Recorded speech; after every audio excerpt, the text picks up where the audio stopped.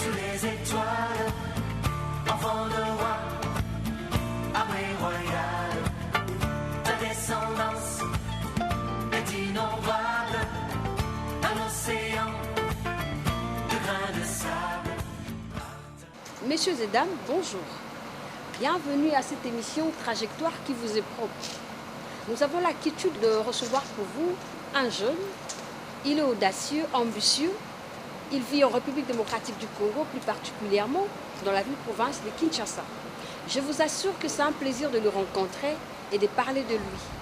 Alors je vous convie de suivre son portrait et on se retrouve juste après pour suivre notre entretien. À tout à l'heure.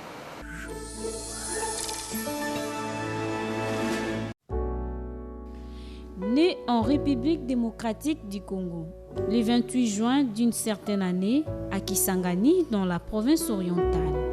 Une précision, il est originaire du Bandundu. Monsieur Yves Kitumba Lubada est un jeune Congolais, audacieux, ambitieux, aussi déterminé à la réussite de sa vie, en l'honneur du pays. Il est père de famille. Monsieur Yves Kitumba, époux de Madame Rose-Marie Bunduki Kitumba. Cet homme passionné du goût de la lecture, de l'excellence, a bénéficié d'une bonne éducation, d'un bon encadrement de parents.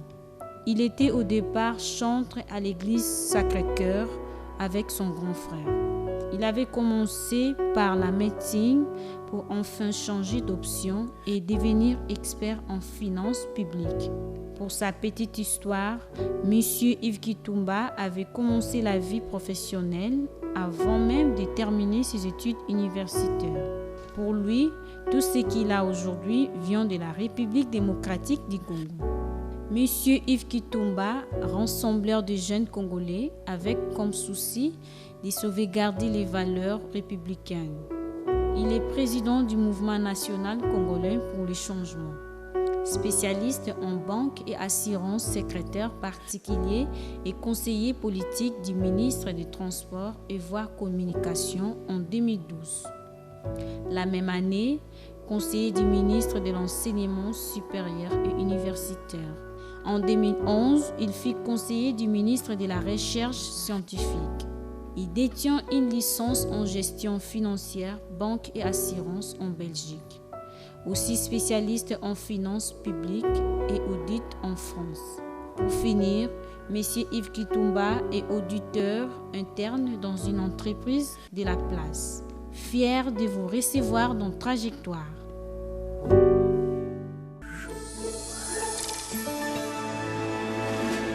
Alors, très chers téléspectateurs, c'est donc notre invité de Trajectoire du jour. Il s'appelle M. Yves Kitumba. Nous avons l'honneur et le plaisir de le recevoir parce qu'il est jeune aussi. Bonjour et bienvenue. Merci beaucoup.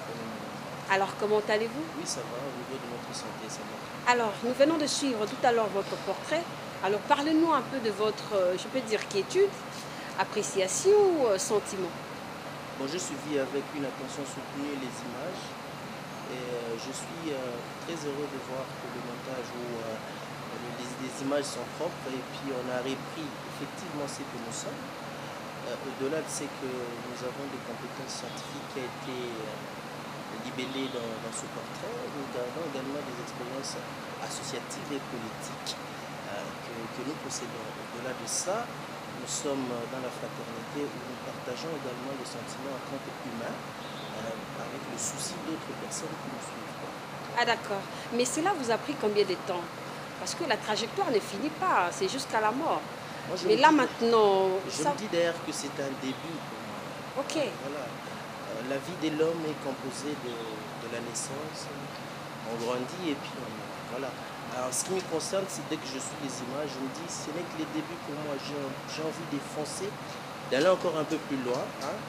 C'est vrai, on a atteint de l'âge que nous ne pouvons plus partir comme des petits-enfants, mais au moins, nous avons le souci de nous perfectionner toujours davantage, afin de garder, comme j'ai toujours l'habitude de le dire, doter les Congo des personnalités tout à fait dignes et compétentes. Ah d'accord. L'amour de notre pays, la République démocratique du Congo, c'est quelque chose passionné de vous ou c'est par les réalités vécues? J'ai toujours dit ça. que j'étais congolais, de père et des mères. La nation m'a offert tout ce que j'ai. Je le répète encore aujourd'hui. Mes enfants sont des Congolais, mon épouse est congolaise, mes amis sont des Congolais. Tout ce que j'ai, le travail, l'amour, je dois servir cette nation. J'ai l'obligation de servir cette nation. Alors, je suis passionné en fait. C'est pas le fait que nous avons vécu des choses dans le pays ou quoi, non. C'est la passion et l'amour de la patrie qui nous anime jusqu'à ce moment. Ah d'accord. Selon le source sûre, on m'a dit qu'à l'époque, on vous appelait Trésor et puis Souvé. Où sont partis ces noms? Écoutez, lorsque je suis né, parce que moi je suis né à Kisangani, Ah d'accord. mon père a été assistant à l'université de Kisangani, d'abord. Je suis né en son absence. Alors, ma mère, avec sa famille, bien entendu, ils sont en train de me suivre, ils m'ont trouvé comme un être exceptionnel. Voilà, c'est pourquoi ma mère voulait qu'on m'appelle Trésor, parce que j'étais son trésor. Mais en fin de compte, le propriétaire de l'enfant qui était mon père, il avait dit non, il s'appellerait Yves Kitumba Lubada.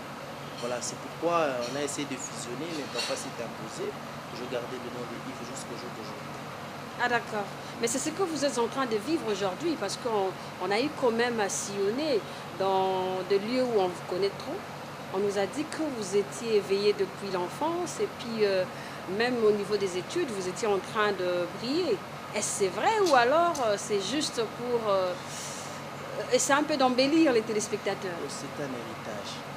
C'est un héritage. Le grand-père lui-même, il était un homme très intelligent. Comme nous avons appris à l'école et dans les affaires. Mon père est professeur d'université. Donc, c'est-à-dire, pour devenir professeur d'université, il faut être une élite. Vous comprenez, c'est parmi les meilleurs.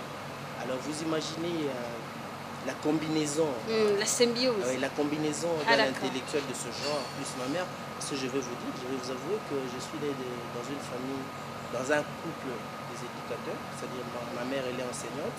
Mon Ah, père, d'accord. à la base, est un enseignant aussi, vous imaginez, professeur d'université. Ils ont mélangé pour fabriquer un produit que je suis. Ah Donc d'accord. c'est tout à fait normal que je sois un trésor pour ma mère, tout à fait, et pour la famille, également pour le Congo. Très bien, merci. Parlons de votre histoire. Vous avez commencé par la médecine avant que vous puissiez reprendre vos chemins de l'économie. Mais la médecine, c'est aussi bien, de par le passage de parents, ils sont intellectuels.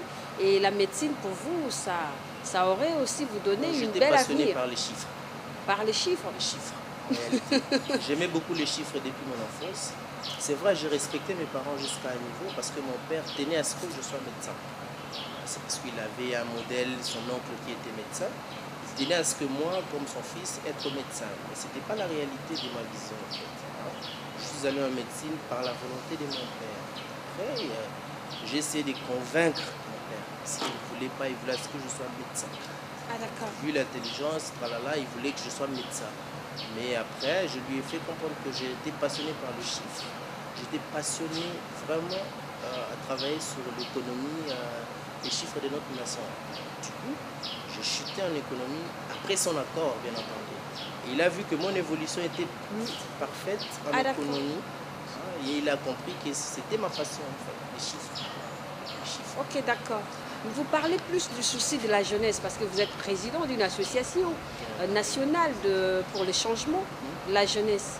C'était une idée qui vous est née à l'université ou Oui, depuis mon enfance, j'ai fait partie de beaucoup de groupes, de jeunes, l'encadrement de jeunes. J'étais aussi à l'église, à la chorale.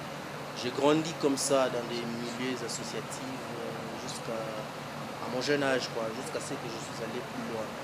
Alors j'ai été animé par un souci, c'est-à-dire de trouver que dans notre République démocratique du Congo, la jeunesse avait un problème de modèle. Vous voyez, aujourd'hui, on ne doit pas se cacher.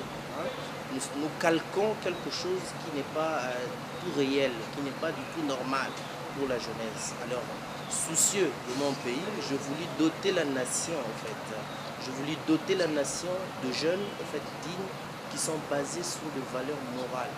Parce qu'au-delà de tout ce que nous voyons ici dans notre pays, nous estimons que la moralité manque, en fait, au au-delà du patriotisme, je voulais que les pays soient dotés de jeunes qui ont l'amour de la patrie, qui défendent les valeurs, les vraies valeurs démocratiques et républicaines, les vraies valeurs morales.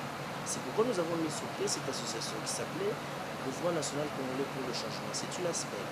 Cet ASPEL regroupe en son sein les jeunes intellectuels, les jeunes cadres de cette nation qui ont le souci de cette nation, afin de réfléchir dans tous les domaines de la vie nationale. Comment avez-vous fait cet recrutement? Ce sont vos amis d'enfance ou alors du quartier? Il y a aussi mes amis, et il y a aussi mes amis d'enfance dans cette histoire, mais plus c'est des jeunes conscients, jeunes intellectuels qui ont le souci Où l'aviez-vous recruté? C'est ça le problème. Le souci de ce Congo. Nous l'avons recruté ici au Congo, c'est-à-dire des amis de jeunes qui réfléchissent, qui ont une vision autant que nous. Vous comprenez? Ils ont une vision autant que nous, en voyant tout ce qui se passe dans la nation, ils ont estimé que nous pouvons nous mettre ensemble en train de réfléchir et envoyer au besoin, s'ils veulent nous entendre, quelques recommandations qui pourraient aider le pays. Alors, quelles sont les difficultés que vous rencontrez dans cette association? Généralement, des personnes comme nous sommes mal compris. Aujourd'hui, la jeunesse est versée au boule dans les aventures. Il y a inversion de valeurs dans notre pays. Quand vous voyez un groupe de gens, de jeunes qui réfléchissent en train de vouloir remettre les valeurs à sa place, eh bien, nous sommes mal compris. Parce qu'au-delà de tout, c'est les matériels qui priment dans ce pays. Oui, c'est les matériels, c'est le florpopisme qui règne dans ce pays, qui prime dans ce pays. Alors ça nous met mal à l'aise, c'est des difficultés énormes vu les moyens modiques que nous fonctionnons, avec lesquels nous fonctionnons. Ça ne nous permet pas d'atteindre en fait notre cible. Mais moi, nous avons quand même des amis, des jeunes avec qui nous partageons toute une vie dans des réflexions pour la nation. Mais qu'est-ce que vous faites pour, n'est-ce pas, vous imposer? Parce que l'avenir de demain nous appartient jeunes. Nous allons démontrer à la face du monde que le Congo a encore la réserve. Que le Congo possède encore des intellectuels dignes de son nom qui peuvent travailler pour cette nation. Des intellectuels qui peuvent travailler avec honnêteté tout en respectant les valeurs. Ah d'accord. Les valeurs démocratiques, bien entendu, et des valeurs républicaines. Très bien, merci. Et c'est la date de combien d'années déjà? L'association existe depuis 2007. Depuis 2007. 2007. On peut dire que malgré les difficultés rencontrées, on évolue. Nous évoluons avec des On tient moyens le de bord, nous travaillons, des amis qui sont passionnés pour ce pays, des amis qui démontrent du patriotisme sont avec nous travaillons ensemble. Alors, Monsieur Yves Kitumba, on a eu à faire l'interview avec vous des amis qui vous connaissent mieux. Il s'agit là de Monsieur Marcel Poutekala et puis Maître Chris Chemati. Ils ont parlé de vous. Je vous convie de suivre cela avec les téléspectateurs. À tout à l'heure. Oui, Yves, c'est un garçon courageux, ambitieux, gentil, indépendant d'esprit. Et nous travaillons ensemble. Il a toujours de bonnes idées. C'est un monsieur bien, gentil, indépendant d'esprit, serviable, sociable. Il est apprécié par tout le bureau ainsi qu'au sein de l'entreprise. Yves, tu me suis en ce moment. Continue à persévérer dans ce que tu fais car ça te va bien. Continue aussi à ne pas m'oublier dans tout ce que tu fais. Yves et moi, nous sommes rencontrés dans la sphère politique. Nous évoluons dans la même structure et au sein du même parti politique. Yves est un garçon très jeune, mais doté d'excellentes compétences en matière économique et d'un sens politique très élevé. Et par rapport à cela, je me dis que c'est un garçon qui est promis à un avenir radieux et riche. Ces défauts, ou ce qu'on pourrait appeler défauts chez Yves, sont des qualités. C'est un esclave du résultat positif. Yves est un garçon rigoureux dans le travail, il ne dort pas quand il n'y a pas encore des résultats.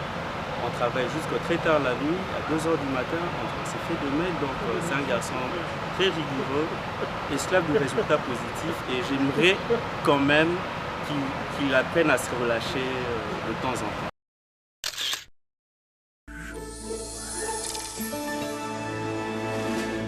Voilà, le plaisir pour nous dans Trajectoire, c'est de recevoir un jeune qui a un sang-froid, comme l'a dit vos amis. Je pense que vous avez suivi avec moi. Mais déjà, quel est votre plaisir de voir les amis jeunes qui parlent de vous avec exactitude, selon ce qu'ils voient? Lorsque je suivis les images, je commence par mon ami Maître Chemati, il est avocat. C'est un ami passionné comme moi de la politique et de la meilleure vue de la nation. C'est un ami avec qui je partage des moments de travail. Je suis très content qu'il y ait franchise. Il a juste relaté ce que je suis.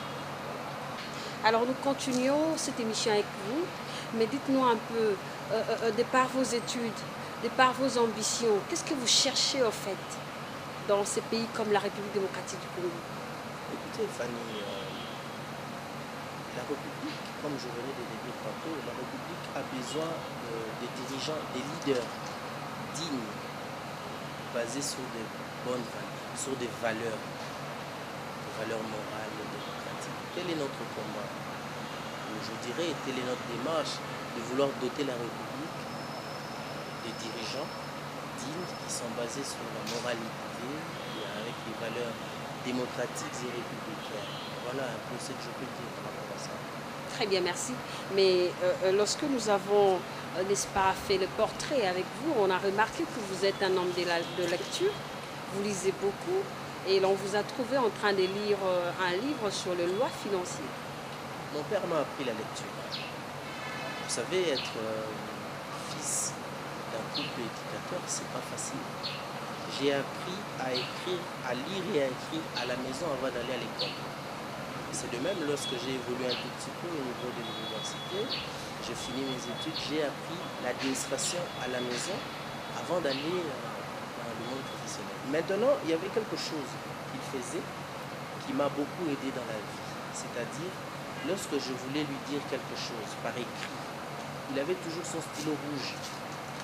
À chaque fois, lorsqu'il lit quelque chose, il écrit, il corrige les fautes d'orthographe, les fautes. Intéressant. Alors, voilà, ça m'est gêné de voir que papa mettre le rouge sur mon papier. Alors ça m'a forgé. Ok. Ça m'a forgé. Je voulais, parce que lorsque j'écris et qu'il n'y ait pas de rouge de mon père. Ah d'accord. Et il s'est fait que du coup, petit à petit, je me suis forgé. Et lorsque j'écrivais à mon père, il n'y avait plus de rouge. C'est comme ça que j'ai appris la lecture et les travaux. Très bien, merci. Mais l'initiative d'avoir un bureau dans votre maison, ça vient d'où? Et puis, ça vous développe en quoi? Voilà. Déjà, mon père est un idéal scientifique pour moi. Tout ce que vous avez vu là, j'ai appris à la maison. J'ai un parcours professionnel, c'est-à-dire j'ai commencé à travailler jeune, bien entendu. Je gagnais une petite vie aussi si jeune. Je me suis organisé comme tout autre humain, je me suis organisé pour avoir un bureau à la maison. Ça me permettrait peut-être de travailler calmement dans la discrétion et puis plus posé. C'est une surprise que l'on veut vous adresser. Nous avons vu votre grand frère. On lui a posé la question concernant vous. Et vous avez grandi ensemble. Chers téléspectateurs, suivez le propos tenu par son grand frère. À tout à l'heure.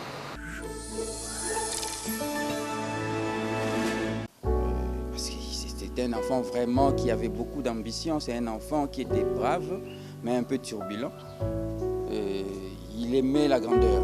Il aimait beaucoup la grandeur dès le bas âge. On l'appelait d'ailleurs Souvé. On l'appelait Souvé. Donc, c'est vraiment un petit qui vient juste après moi, que j'ai beaucoup encadré aussi. Je crois que, à part l'éducation de la famille et de papa, nous avons beaucoup contribué pour son éducation. C'est vraiment un enfant qui promettait. J'ai essayé de l'approcher, je le tenais et puis je l'ai mis tout près de moi. Donc on marchait ensemble, c'était vraiment comme un ami. Et jusqu'à présent, c'est comme un ami. Et je vois qu'il est en train d'évoluer bien et je vois vraiment un avenir meilleur pour lui. C'était vraiment un enfant avec une vision de naissance. Il était très intelligent, et il était toujours premier de la classe dès la maternelle, l'école primaire, l'école secondaire. Mais ça promettait déjà, ça promettait parce que tel que vous le voyez là, avec son âge, mais il a beaucoup d'expérience. Il a beaucoup d'expérience de la vie, parce que nous avons passé la vie ensemble avec lui.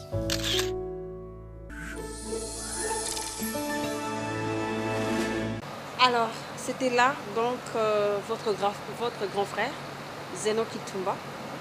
Il nous a reçus avec beaucoup de facilité et fierté. Qu'est-ce que vous pouvez dire encore? Écoutez, madame, c'est mon grand frère, je viens juste après lui. C'est pas une surprise pour vous? Oui, c'est une surprise de le voir parler comme je vis là. Ok. Mais je voulais vous expliquer un peu, Freda. C'est mon grand frère, je suis venu juste après lui, dans la famille. Il m'a appris beaucoup de choses en mon enfance. On était toujours ensemble, on conduisait à l'église, surtout parce que notre maman était très rigoureuse pour la chrétienté. Ah d'accord. C'est lui qui m'a amené à l'église, il m'a appris à chanter dans la chorale, il m'a appris beaucoup de choses. Il était prêt à m'arranger même des vêtements, à me mettre pour que je sois bien tenu. Alors, je l'appelle ingénieur, parce que lui, il a fait des études techniques. Ah d'accord. Il est ingénieur. On peut dire que vous avez fourni beaucoup des efforts pour être ce que vous êtes aujourd'hui. C'est les fruits du travail. C'est les fruits du C'est travail. le fruit du travail d'une part, et puis l'encadrement des parents. Donc, il a fait de moi ce que je suis aujourd'hui, je suis très fier de le dire. Il m'a amené à l'école, il m'a amené à l'étranger, il m'a amené au travail, et il m'a appris beaucoup de choses. C'est lui qui m'a appris beaucoup de choses. Il vous regarde, votre père. Est-ce que vous pouvez lui dire quelque chose ou un mot à lui adresser? Bon, je vais l'encourager, je vais demander plutôt au Seigneur de le garder encore. De le garder encore en vie. Parce que c'est un être cher pour moi. Et papa, si vous avez l'occasion de voir cette émission, retenez que vous restez le modèle. D'accord, très bien. Vous êtes aussi expert en finances publiques. Nous parlons actuellement de l'inflation, nous parlons de hausse des prix, comme on peut dire. En tant que tel, quelle analyse faites-vous? Techniquement, je vais expliquer techniquement, la hausse des prix ou l'inflation aujourd'hui, c'est une conséquence. C'est une conséquence. Ce n'est pas inventé ou c'est venu de quelque part. Je vais vous expliquer. Lorsque le gouvernement a été investi en 2012, après la législature de 2006, le gouvernement a été investi sur base d'un programme. Le gouvernement a promis aux députés la première année de faire un budget de 5 milliards, la deuxième année de faire un budget de 7 milliards, la troisième année faire 10 milliards, la quatrième année 12 et la dernière année 2016, 14 milliards. Il s'est posé un problème dans la mobilisation des recettes. À chaque fois que le Premier ministre ou le chef du gouvernement passe au Parlement pour exposer sur la loi des finances ou exposer sur l'exécution du budget, dans la mobilisation des recettes, nous sommes en dessous de la moyenne, c'est-à-dire en dessous de 50% de mobilisation de recettes. La conséquence de cette faiblesse de mobilisation de recettes est due à, bien entendu, à la rupture avec les institutions de Bretton Woods dans le sens de recettes de l'appui sur le budget de l'État et l'appui sur la balance des paiements. C'est ça. Premièrement. Deuxièmement, c'est la prise de décisions irrationnelles qui ont baissé les importations. Et troisième élément, c'est-à-dire la dégradation du climat des affaires.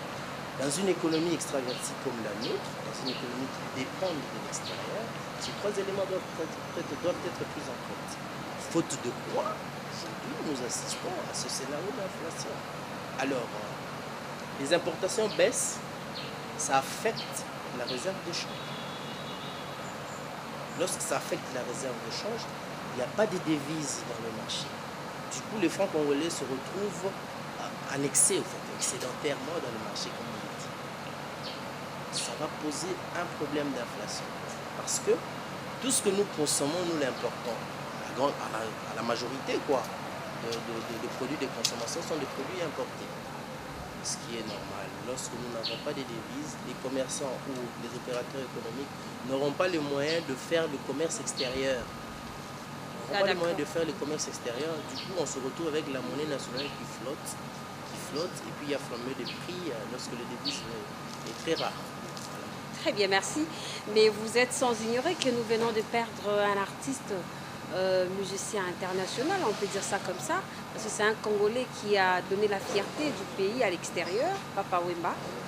Et quel est votre message, ou alors qu'est-ce qu'on peut retenir de lui? Papa Wemba, c'est l'une des grandes figures de notre musique. Déjà, c'est un personnage où tout le monde voulait ressembler à un moment, même moi, je voulais ressembler à ce personnage.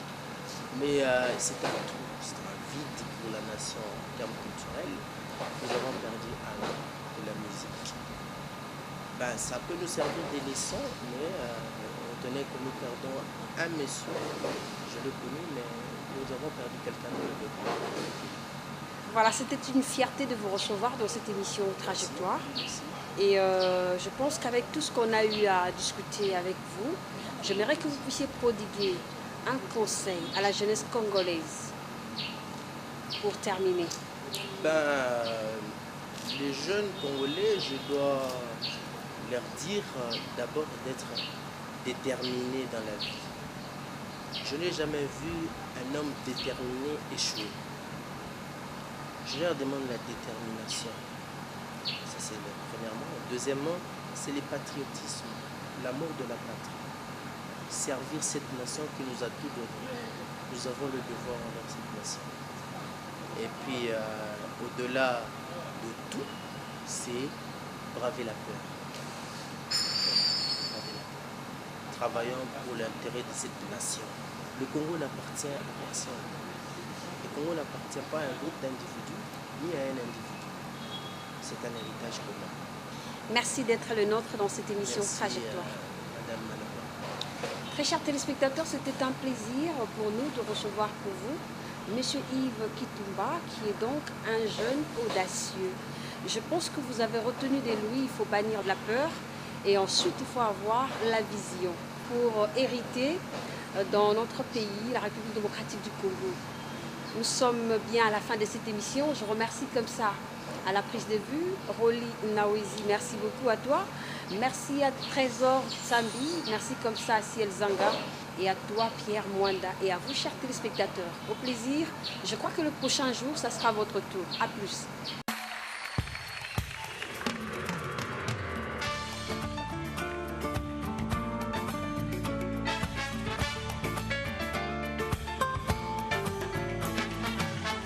Un peu de toi, sous les étoiles, enfant de